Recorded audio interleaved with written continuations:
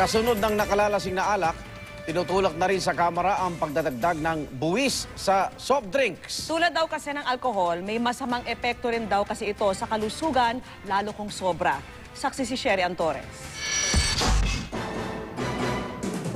Para hindi sobra-sobra ang konsumo, ang babalang drink moderately, hindi lang daw dapat para sa beer, kundi dapat para rin sa soft drinks at carbonated drinks. Wala raw problema ayon sa Beverage Industry Association of the Philippines o BIAP. Pero paano kung tulad din ng beer, dagdagan din ang buwis sa soft drinks?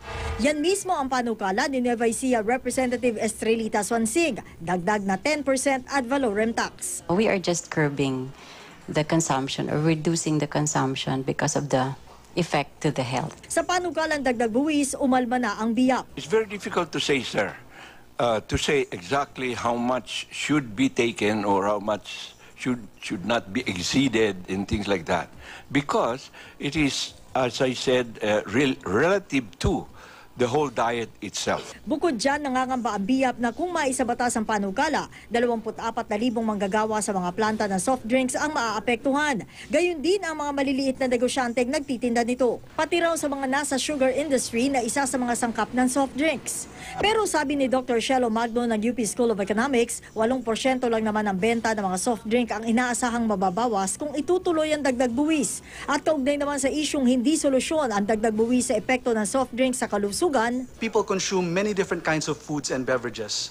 So no one single food or beverage alone can be said to be responsible for making people obese. sabi ni Magno, marami pang ibang maitutulong ang dagdag buwis tulad na lang sa kalikasan.